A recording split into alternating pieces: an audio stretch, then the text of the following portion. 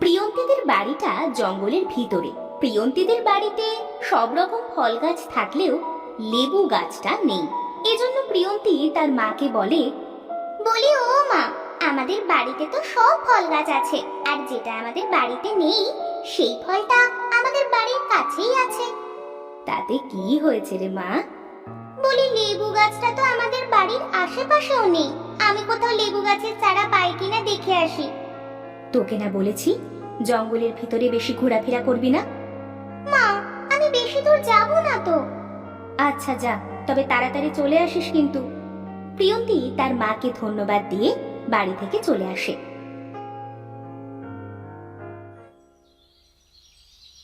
হাঁটতে হাঁটতে তো জঙ্গলের অনেক গভীরে চলে আসলাম, কিন্তু কোথাও লেবু গাছের চারা তো দূরের কথা, লেবু গাছটাও তো পেলাম না। এসব বলছে আর প্রিয়ন্তী হাঁটছে।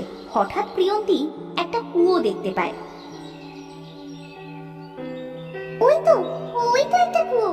কি সুন্দর দেখতে কুয়োটা, চারিদিকটা কেমন ফুলে ফুলে সাজানো আছে।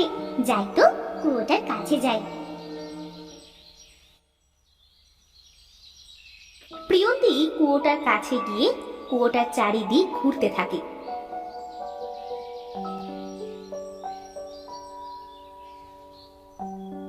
হঠাৎ প্রিয়ন্তী একটা লেবু গাছের চারা দেখতে পায়। এই তো একটা লেবু গাছ, কিন্তু লেবু গাছটা এমন সোনালি কি জন্য? মনে হচ্ছে লেবু গাছটা সোনার।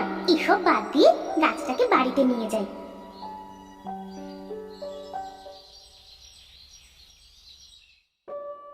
প্রিয়ন্তী লেবু গাছের চারাটা বাড়িতে নিয়ে আসে আর তার মাকে দেখায়। মা দেখো দেখো, কত সুন্দর একটা লেবুর চারা পেয়েছি। লেবুর চারাটা এমন সোনালি কেন রে প্রিয়ন্তী? মা, এই চারাটা একটা কুয়োর কাছে ছিল, কুয়োর পানি পেয়ে হয়তো সোনালি হয়ে গিয়েছে। এমন সময় সেখানে প্রিয়ন্তীর বাবা আসে। কি রে, তোরা এখানে কি করছিস? আরে এটা আবার কি গাছ গিন্নি? এটা লেবু গাছ, তোমার মেয়ে এনেছে। লেবু গাছের রংটা এমন সোনালি কেন? এটা নাকি কুয়োর পানি পেয়ে এমন হয়ে গিয়েছে। আমার তো মনে হচ্ছে এটা জাদুকরি লেবু গাছ। আচ্ছা, এই লেবু গাছটা লাগিয়ে দিই, আমার কাছে দাও তো। প্রিয়ন্তীর বাবা লেবু গাছের চারাটা নিয়ে লাগিয়ে দেয়।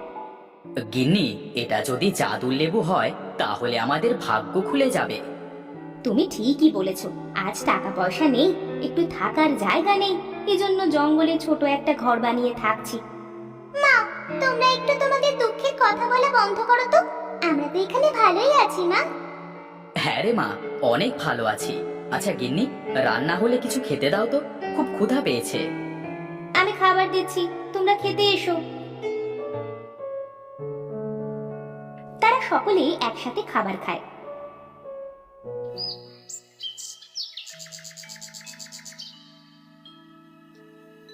ওগো, এইদিকে আসো, দেখে যাও। কি প্রিয়ন্তী, এই দেখ কি।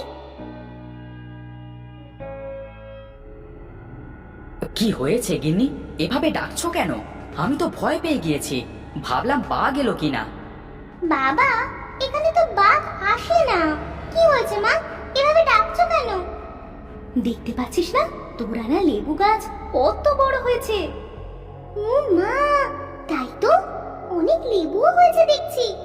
দেখো বাবা, সোনালী লেবু গাছের লেবু সোনালী হয়েছে। বলেছিলাম না, এটা জাদুকরি লেবু গাছ। কত লেবু হয়েছে, আমাদের আর না খেয়ে থাকতে হবে না। লেবু বিক্রি করেই আমরা ভালো ভালো বাজার করতে পারবো। তুমি ঠিকই বলেছো বাবা, কত লেবু হয়েছে গাছে। আচ্ছা, সব লেবু একদিনে বড় হয়ে গেল, কিন্তু ওটা এখনো ফুল আছে কেন? এই ফুলটাও সকলের থেকে আলাদা, কেমন সবুজ দেখতে। গাছে ফুল থাকবে না তো কি করবে শুনি? বলি, কিছু লেবু পেড়ে চলো খেয়ে দেখি কেমন স্বাদ লেবুটার। ঠিক আছে, তোরা ঘরে যা, আমি লেবু পেড়ে নিয়ে আসছি। প্রিয়ন্তী আর প্রিয়ন্তীর মা ঘরে চলে যায়। প্রিয়ন্তীর বাবা লেবু পেড়ে নিয়ে ঘরে যায়। তারা সকলে একসাথে লেবু খায়। হঠাৎ প্রিয়ন্তী চিৎকার করে ওঠে, বাবা, মা, জ্বলে গেল, জ্বলে গেল, আমার আমার পুরো শরীর জ্বলে গেল। এই লেবুটা কে? কি হচ্ছে, কি হচ্ছে প্রিয়ন্তী তোর? আমি ফেলেছি। কই কই আমাদের তো কিছুই হচ্ছে না। আহ, বাঁচাও! ওগো, ওগো, মরে গেলাম। আমার আমার শরীরও চলে যাচ্ছে। ওরে বাবা গো! চিৎকার করতে করতে প্রিয়ন্তী ও প্রিয়ন্তীর মা সোনালী মূর্তি হয়ে যায়। ওগো, তোমাদের কি হয়েছে? তোমরা এমন মূর্তি হয়ে গেলে কিভাবে? আমারও তো সমস্ত শরীর জ্বলে যাচ্ছে, মরে গেলাম।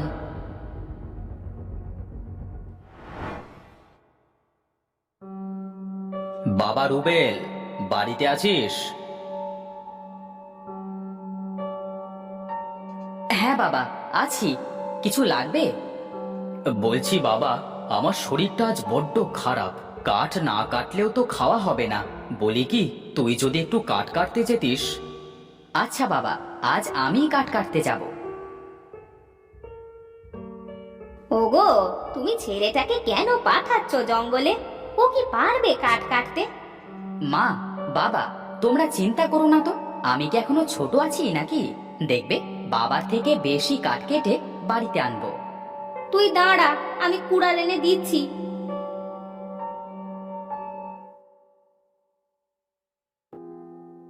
রুবেলের মা কুড়াল এনে দেয়।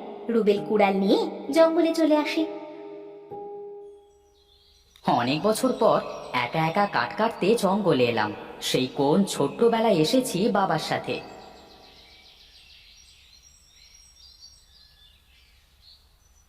এটা বলে রুবেল কাঠ কাটতে থাকে। কাঠ কাটতে কাটতে রুবেলের অনেক পানি তৃষ্ণা পায়। উফ, গলাটা যেন শুকিয়ে কাঠ হয়ে গিয়েছে। দেখি কোথাও পানি পাই কিনা।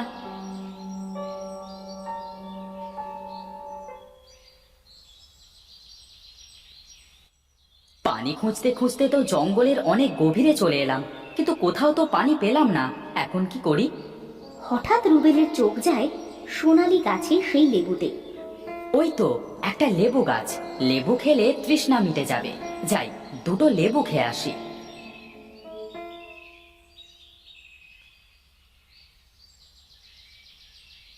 ও মা, এ কেমন অদ্ভুত লেবু গাছ রে বাবা! কেমন সোনালী রং লেবু গাছের। এমন লেবু গাছ তো আমি আগে কখনো দেখিনি। যাই হোক, আমি কিছু লেবু খাই। রুবেল যেই লেবু ছিঁড়তে যায় তখনই লেবু গাছের ওপরে থাকা কিছু পাখিকে দেখতে পায়, যারা মূর্তি হয়ে আছে। কি সুন্দর দৃশ্য এটা!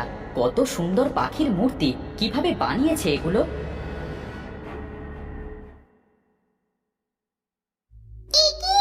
তুমি এই সোনালী লেবু গাছের কাছে কি করছো? খুব তৃষ্ণা পেয়েছে, কোথাও পানি পেলাম না, তাই ভাবলাম দুটো লেবু খাই। তুমি এই লেবু খেও না গো। কেন মিষ্টি পাখি? তখন রূপোর মতো চকচকে একটা লেবু কথা বলে ওঠে। আমি বলছি কারণটা, তুমি এই লেবুতে হাত দিও না। আমি তাহলে চলে যাচ্ছি। কে কে কথা বলে? আমি গো, আমি লেবু কথা বলছি। ও মা, এ দেখি লেবু কথা বলছে। তুমি এমন রূপোর মতো চকচক করছো কেন? এ কেমন অদ্ভুত গাছ রে বাবা! আমি তোমাদের ভালো চাই। এই লেবু খেলে তুমি অন্য সকলের মতো মূর্তি হয়ে যাবে। এখানে অনেকেই এই লেবু খেয়ে মূর্তি হয়ে গেছে। কিন্তু কেন? কারণ এটা একটা অভিশপ্ত লেবু গাছ। এই লেবু যেই খাবে সেই সোনালী মূর্তি হয়ে যাবে। তুমি তো সব জানো, তাহলে এদেরকে কেন বলনি?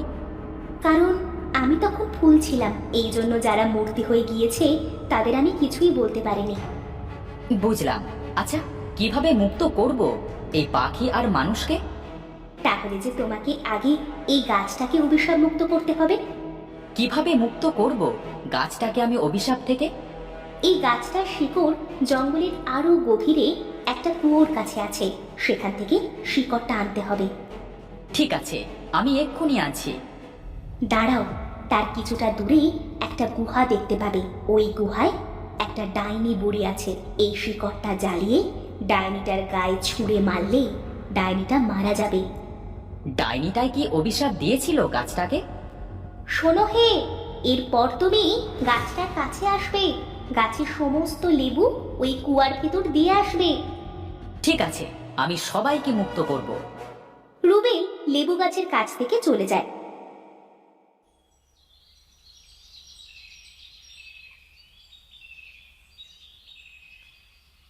এরপর কুয়াটা খুঁজতে থাকে। একসময় সে কুয়াটা পেয়ে যায়। কুয়োটাকে তো পেয়ে গেলাম, কিন্তু লেবু গাছের শেকড়টা কোথায়? ওই তো মনে হচ্ছে। রুবেল অনেক কষ্টে লেবু গাছের শিকড় তোলে, এরপর রূপর লেবুর কথা মতো গুহা খুঁজতে থাকে। ওটাই তো ডাইনির গুহা বলে মনে হচ্ছে, যাই তো। মানুষ মানুষ গন্ধ পাচ্ছে, মানুষ কোথায় আছে? এই তো ডাইনি বুড়ি। তোর এত বড় সাহস, তুই আমার গুহায় এসেছিস? তোকে মারতে এসেছি। তুই মারবি আমাকে? কোথায় আছে আমার আত্মা তুই জানিস? এই দেখ তোর আত্মা। কোথায় পেলি এটা তুই? দিয়ে দে, দিয়ে দে বলছে। রুবেল গাছের শিকড়ে আগুন লাগিয়ে ডাইনিটার গায়ে মারে, সাথে সাথেই ডাইনিটা মারা যায়। ডাইনিটা মারা গেছে, এবার লেবু গাছের কাছে যাই। রুবেল লেবু গাছের কাছে যায়।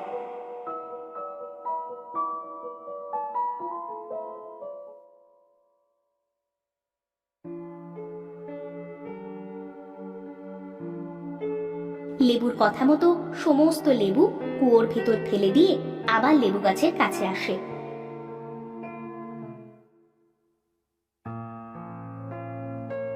তোমার কথা মতো আমি সব করেছি। ধন্যবাদ তোমাকে। এবার এবার আমাকেও পুড়িয়ে দাও।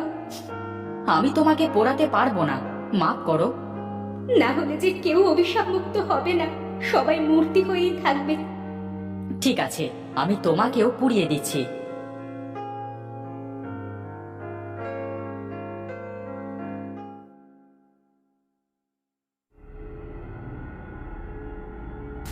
রুবেল লেবুটা ছিঁড়ে পুড়িয়ে দেয়, সাথে সাথেই মূর্তি থেকে মানুষরা মানুষ হয়ে যায়, পাখিরা পাখি হয়ে যায়। ধন্যবাদ তোমাকে রুবেল, তুমি আমাদের মুক্ত করেছো। পাখি সত্যি কথাই বলেছে, আজ অনেক বছর পর আমরা আবার নিঃশ্বাস নিচ্ছি, শুধু তোমার জন্য।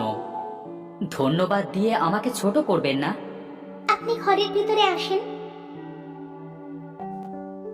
রুবেল, তোমাকে অসংখ্য ধন্যবাদ আমাকে অভিশাপ মুক্ত করবার জন্য। এখন থেকে আমি অভিশাপ মুক্ত। তোমাকে কেন অভিশাপ দিয়েছিল ডাইনিটা? আমি যে ডাইনির অসৎ কাজে বাধা দিয়েছিলাম তার জন্য। আচ্ছা, এসব বাদ দাও, আমার কাছে দেখো সোনার লেবু। সোনার লেবু? হ্যাঁ, সোনার লেবু। এটা নিয়ে তোমরা তোমাদের দারিদ্রতা দূর করো। আমাদের কিছু হবে না তো? তোমাদের কিছুই হবে না। আমরা যদি মূর্তি হয়ে যাই? তোমাদের কিছুই হবে না, কারণ আমার অভিশাপ কেটে গেছে। ধন্যবাদ তোমাকে গাছ, আমরা সত্যিই দরিদ্র। তোমার এখান থেকে ফল নিয়ে সেটা বিক্রি করে আমি আমার দারিদ্রতা দূর করব। রুবেল কিছু লেবু ছেড়ে, রুবেলের লেবু ছেঁড়া দেখে প্রিয়ন্তীও লেবু ছেড়ে, তারা সোনার লেবু বিক্রি করে অনেক ধনী হয়ে যায়।